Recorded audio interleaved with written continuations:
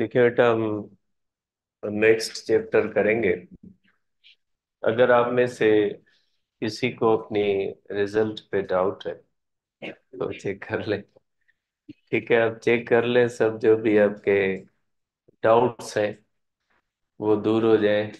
ठीक है, ताकि उसके बाद जो है वो सीटिंग अरेंजमेंट करनी है, उसमें कोई भी मसला ना हो। तो इसके लिए जो है वो आप भले चेक कर लें। अगर कोई भी मसला है, किसी को लगता है कि हमने उसकी मार्क्स कम लगाई है, तो आप बिल्कुल, आपको चेक करने का जो है वो राइट है।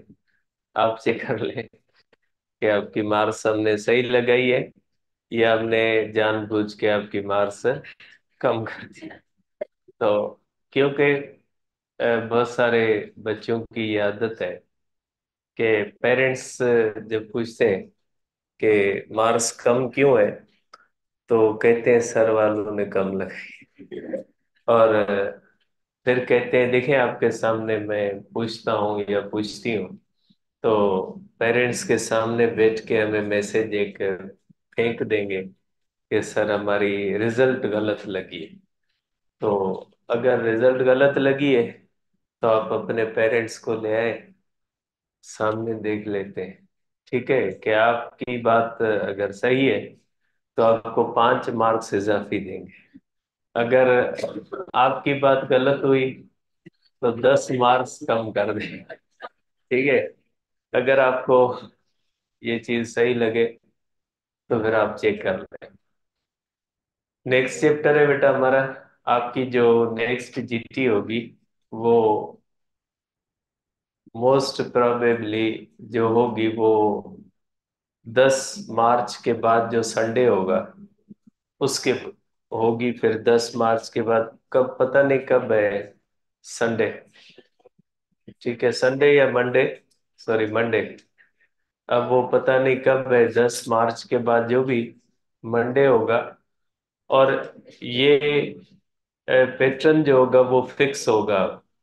एक 10 से 15 के दरमियान होगी, और दूसरी जो होगी वो 25 से 4-5 के दरमियान होगी।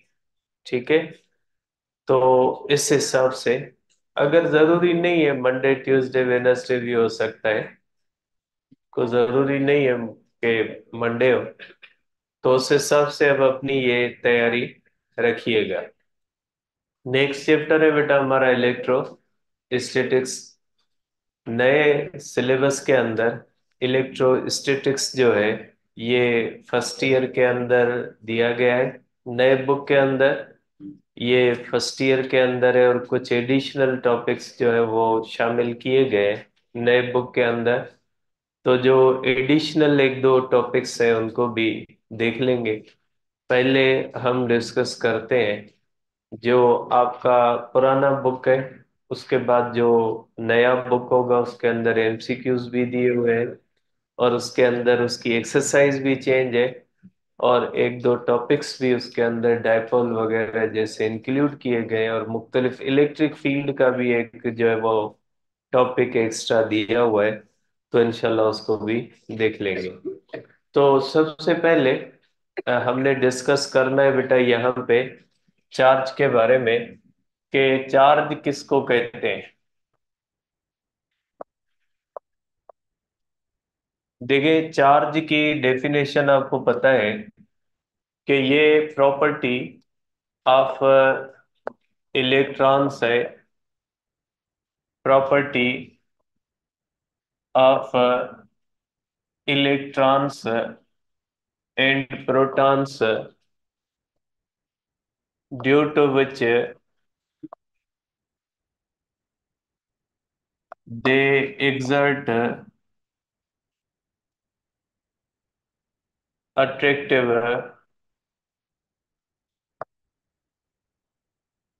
or repulsive फोर्सेस है, जिनको हम कहते हैं electrostatic forces. Electrostatic forces on each other. ठीक है। इलेक्ट्रॉन और प्रोटॉन की ऐसी प्रॉपर्टी जिसकी वजह से वो एक दूसरे के ऊपर अट्रैक्टिव या रिपल्सिव जो होते हैं, वो फोर्सेस लगाते हैं जिनको हम इलेक्ट्रोस्टैटिक फोर्सेस कहते हैं। तो ऐसी प्रॉपर्टी जो इलेक्ट्रॉन और प्रोटॉन की होती है, उसको हम कहते हैं कि ये चार्ज है। ठीक है। अब यहाँ पे दो पार्टिकल हम इस्तेमाल करते हैं इसकी डेफिनेशन के अंदर, एक प्रोटॉन और एक हम करते हैं इलेक्ट्रॉन। प्रोटॉन और इलेक्ट्रॉन दोनों दो डिफरेंट फैमिली से ताल्लुक रखते हैं। ठीक है। जो प्रोटॉन या न्यूट्रॉन होते हैं, ये क्वार्क्स के बने हुए हैं, मतलब ये फर्दर डिविजिबल है। प्रोटॉन और न्यूट्रॉन जो होता है वो फर्दर डिविजिबल है, और इसको अगर हम तोड़ेंगे तो फर्दर इसमें से कुछ पार्टिकल्स बनेंगे जिनको हम क्वार्क्स कहते हैं। ठीक है। जबकि जो हमारा इलेक्ट्रॉन है, ये फर्दर डिविजिबल नहीं है, और ये किसी भी क्वार्क का बना हुआ नहीं है। पार्टिकल्स दो कैटेगरीज के अंदर आते हैं, इनको हम कहते हैं एलिमेंट्री फंडामेंटल पार्टिकल्स। ये कुछ ऐसे पार्टिकल्स होते हैं जो क्वार्क्स के बने हुए हैं, फर्दर डिविजिबल है, और कुछ ऐसे पार्टिकल्स होते हैं जो फर्दर डिविजिबल नहीं है, जो क्वार्क्स के नहीं बने हुए। जिसमें इलेक्ट्रॉन जो होता है वो क्वार्क का बना हुआ नहीं है, इसको हम लेप्टॉन कहते हैं। जबकि प्रोटॉन और न्यूट्रॉन जो होते हैं, ये हेड्रॉन कहलाते हैं, और हेड्रॉन जो होता है ये फर्दर जो होता है वो क्वार्क्स का बना हुआ है। और क्वार्क्स का आपको पता है कि छोटे पार्टिकल हैं जिसमें छह पार्टिकल होते हैं।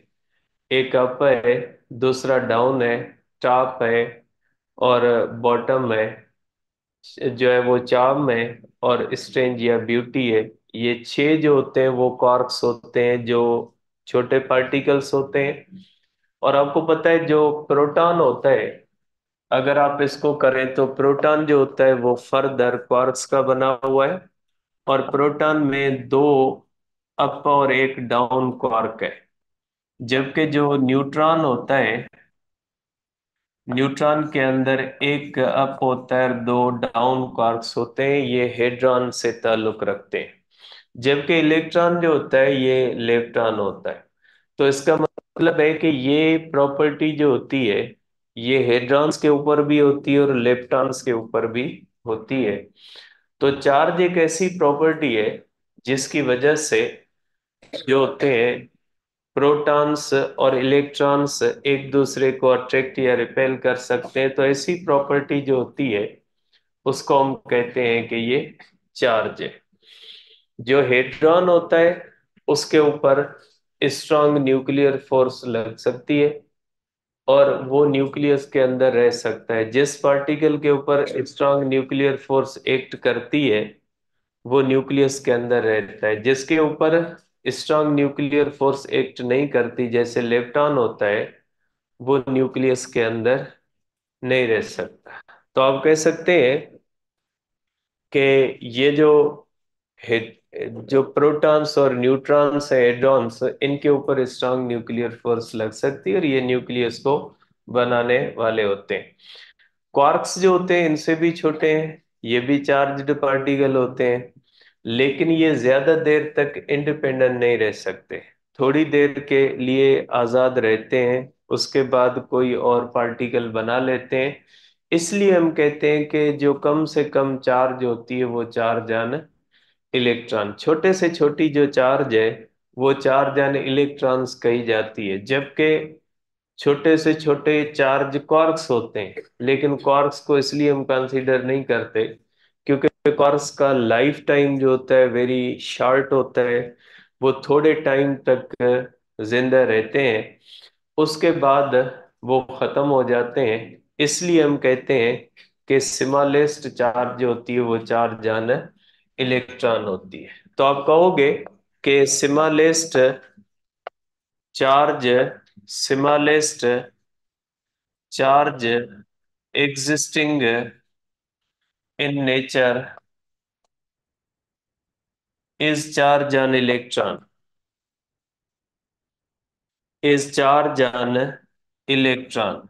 ये चार्ज ऑन इलेक्ट्रॉन होती है, ठीक है। और उसके बाद charge can not reside without mass. बेटा चार्ज होती है वो मास के सिवा नहीं हो सकती। आप कह सकते हैं जिस तरह से ग्रेविटेशनल फोर्स एक प्रॉपर्टी है मास की, इसी तरह से चार्ज भी एक मास की ही प्रॉपर्टी है। अगर किसी चीज के पास मास होगा, मास कौन सा, क्वांटिटी ऑफ मैटर, मास वो नहीं, रिलेटिविस्टिक मास नहीं। जैसे फोटॉन होता है, फोटॉन को क्वांटिटी ऑफ मैटर नहीं होती। जब फोटॉन को क्वांटिटी ऑफ मैटर नहीं होती तो फोटॉन के ऊपर जो है वो चार्ज नहीं होती। चार्ज किसी भी ऐसे पार्टिकल के ऊपर हो सकती है जिसके बारे में आप कह सकते हैं कि उसके अंदर क्वांटिटी ऑफ मैटर हो, मास के सिवा चार्ज एग्जिस्ट नहीं कर सकती। लेकिन मास चार्ज के सिवा एग्जिस्ट कर सकता है, क्योंकि न्यूट्रल बॉडीज होती है। जब हम कहते हैं न्यूट्रल कोई बॉडी, इसका मकसद ये हम लेते हैं कि उसके अंदर प्रोटॉन्स की और इलेक्ट्रॉन्स की जो तादाद होती है वो बराबर होती है, इक्वल होती है, ठीक है। अब इसके बाद एनी बॉडी, या आप ये भी कह सकते हैं bodies can be charged due to transfer of electrons. बेटा जब कोई भी बॉडी चार्ज होती है तो उसमें ट्रांसफर ऑफ इलेक्ट्रॉन्स होती है। अगर कोई न्यूट्रल बॉडी, उसके अंदर इलेक्ट्रॉन्स और प्रोटॉन्स की तादाद जो होती है वो बराबर होती है। अगर कोई बॉडी पॉजिटिव चार्ज हो जाती है, इसका मतलब है इलेक्ट्रॉन्स उससे निकल गए। अगर कोई बॉडी निगेटिवली चार्ज होती है, इसका मकसद है उसके अंदर इलेक्ट्रॉन्स आ गए, ठीक है। तो किसी भी बॉडी के अंदर अगर इलेक्ट्रॉन्स आ जाएंगे तो वो निगेटिवली चार्ज हो जाती है। अगर किसी भी बॉडी से इलेक्ट्रॉन चले जाएंगे तो वो पॉजिटिवली चार्ज हो जाएगी। कोई चीज पॉजिटिव चार्ज होती है, नेगेटिव चार्ज होती है, उसमें ट्रांसफर जो होती है वो हमेशा इलेक्ट्रॉन्स की होती है, ठीक है। अब इसके बाद हमारे पास जो होता है कि insulator, insulator as well as conductor can be charged. Insulator या कंडक्टर जो होता है उसको हम चार्ज कर सकते हैं, क्योंकि चार्ज और करंट में फर्क होता है। इंसुलेटर के ऊपर भी चार्ज हम दे सकते हैं, अगर इलेक्ट्रॉन्स और प्रोटॉन्स की तादाद अनबैलेंस्ड कर दे तो इंसुलेटर भी चार्ज हो सकता है। लेकिन फर्क ये होता है कि इंसुलेटर को जब चार्ज करते हैं तो चार्ज उसके ऊपर फ्लो नहीं करती, जबकि कंडक्टर को जब हम चार्ज करते हैं तो उसके ऊपर चार्ज फ्लो भी करती है। जैसे ये पेन है, अगर इंसुलेटर की होती है, उसकी एक टिप को चार्ज करते तो वही चार्ज होगी, बाकी कुछ भी चार्ज नहीं होगा। लेकिन अगर कोई कंडक्टर होगा, उसकी टिप को चार्ज करेंगे तो वो पूरी चार्ज उस बॉडी के ऊपर डिस्ट्रीब्यूट हो जाएगी। तो ये ध्यान में रखिएगा कि जैसे फॉर एग्जांपल एक गिलास होता है, गिलास के ऊपर अगर आप पानी का ड्रॉप रखोगे तो वो फैलेगा नहीं, लेकिन वही ड्रॉप किसी पेज के ऊपर रखोगे तो वो पूरे उसके अंदर फैल जाता है।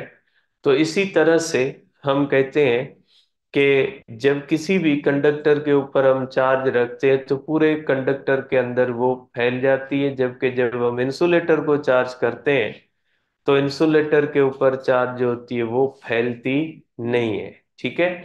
तो आप कहेंगे कि इंसुलेटर और कंडक्टर दोनों को चार्ज किया जा सकता है। अब इसके अंदर आती है चार्ज डेंसिटी। जब किसी भी चीज को चार्ज करते हैं तो उसमें ये इम्पोर्टेंट नहीं होता कि हमने उसको कितना चार्ज, कितनी चार्ज दी है। क्योंकि इक्वल अमाउंट ऑफ चार्ज जो होती है वो डिफरेंट इफेक्ट रखती है बॉडीज के ऊपर।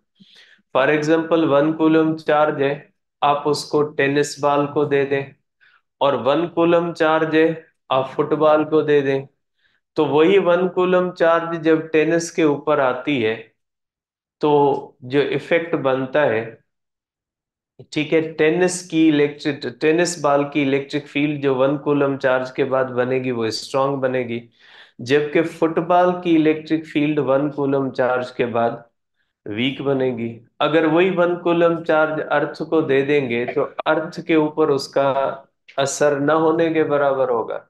तो इसका मकसद है जब इक्वल चार्ज डिफरेंट बॉडीज को हम देते हैं तो इक्वल इफेक्ट नहीं होता। इसलिए हम एक और चीज लेते हैं, चार्ज डेंसिटी। चार्ज के मुकाबले में हम चार्ज डेंसिटी ज्यादा इस्तेमाल करते हैं। अब चार्ज डेंसिटी क्या होती है? चार्ज डेंसिटी का मकसद है किसी भी पार्टिकल के ऊपर जो चार्जेस हैं वो कितनी डेंस है।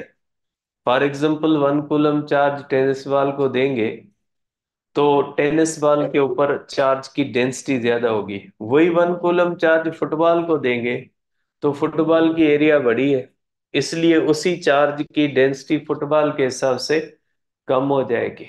तो वही होता है कि फॉर एग्जांपल एक स्पून है, अगर नमक का पानी के गिलास में डालेंगे तो उसके अंदर, पानी के गिलास के अंदर उसका असर अलग होगा। वही स्पून अगर हम किसी भी वाटर टैंक के अंदर हम डाल देंगे तो उसका इफेक्ट अलग हो।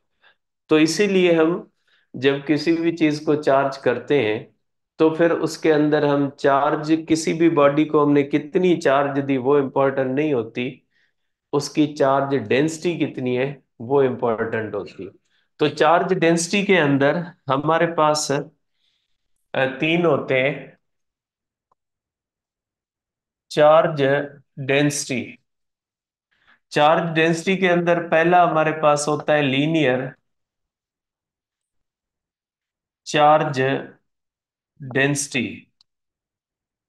लीनियर चार्ज डेंसिटी जिसको हम कहते हैं लेमडा। लेमडा यहाँ पे वेवलेंथ नहीं है,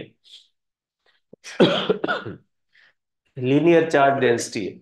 सपोज करें अगर आपके पास कोई भी रॉड टाइप कोई चीज है, सपोज कर लेते हैं हमारे पास इस तरह से एक रॉड टाइप की कोई चीज है। आपको पता है रॉड की लेंथ तो होती है लेकिन इसका कोई खास वॉल्यूम नहीं होता। जैसे कोई पतली सी चीज हो रॉड की तरह हो तो उसका कोई खास वॉल्यूम नहीं होता। जब हम इसको चार्ज करते हैं इस तरह से तो चार्ज इसकी पूरी लेंथ के ऊपर फैल जाती है, तो इसको हम कहते हैं चार्ज पर यूनिट लेंथ। इसको हम कहते हैं, इसका यूनिट होता है कूलम पर मीटर। अगर इस रॉड को हम 1 कूलम चार्ज देंगे और ऐसी ही सेम रॉड को 2 कूलम देंगे तो 1 कूलम के ऊपर चार्ज डेंसिटी कम होगी और 2 कूलम के ऊपर चार्ज डेंसिटी ज्यादा हो जाएगी। तो इलेक्ट्रोस्टैटिक्स के अंदर चार्ज से ज्यादा इंपॉर्टेंट जो होती है वो चार्ज डेंसिटी होती है। दूसरी होती है एरिया चार्ज डेंसिटी। ये होती है कंडक्टर के अंदर। देखिए कंडक्टर की एक प्रॉपर्टी होती है कि in conductor charge always resides always resides on surface of conductor. जब किसी भी कंडक्टर को चार्ज करते हैं तो चार्ज हमेशा उसके सरफेस के ऊपर रहती है। जैसे आपके पास एक मेटल का बाल हो, अगर आप उसके अंदर बीच में चार्ज रख दें तो जहां पे आप चार्ज रखोगे ना वहीं पे चार्ज नहीं रहेगी। क्योंकि अगर आप उसको पॉजिटिव चार्ज करोगे या नेगेटिव चार्ज करोगे तो चार्जेस एक दूसरे को रिपेल करेंगी, और चार्जेस के रिपेल करने की वजह से वो चार्जेस एक दूसरे को रिपेल करके सरफेस पे ले आएंगे। ठीक है। जैसे अगर आपके पास आयल हो, आयल को पानी के अंदर डालें तो पानी के अंदर जो आयल आप डालोगे तो वो फिल्टर होके सरफेस पे आ जाएगा।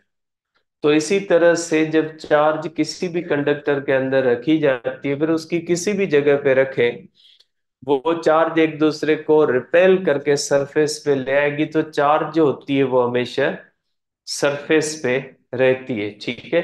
तो चार्ज जो होती है वो कंडक्टर के अंदर हमेशा जो रहती है वो कहाँ पे रहती है? सरफेस ऑफ कंडक्टर के ऊपर रहती है। इसलिए हम जब भी किसी भी कंडक्टर को चार्ज करते हैं तो एरिया चार्ज डेंसिटी लेते हैं। तो इसका सिंबल होती है चार्ज पर यूनिट एरिया। अगर कोई आपके पास स्फेयर है, उसको आपने थोड़ी चार्ज दी है, या एक स्फेयर है जिसको आपने ज्यादा चार्ज दिए, ठीक है, इसको आपने ज्यादा चार्ज दिए तो इसकी चार्ज डेंसिटी कम है और इसकी चार्ज डेंसिटी क्या होती है? ज्यादा होती है। ठीक है। तो ये होता है इसका यूनिट जो होता है। ठीक है। इसका जो यूनिट होता है वो होता है कूलम्ब पर मीटर स्क्वायर। तो ये होता है कि इसको हम कहते हैं एरिया चार्ज डेंसिटी। और तीसरी जो चीज होती है उसको हम कहते हैं वॉल्यूम चार्ज डेंसिटी।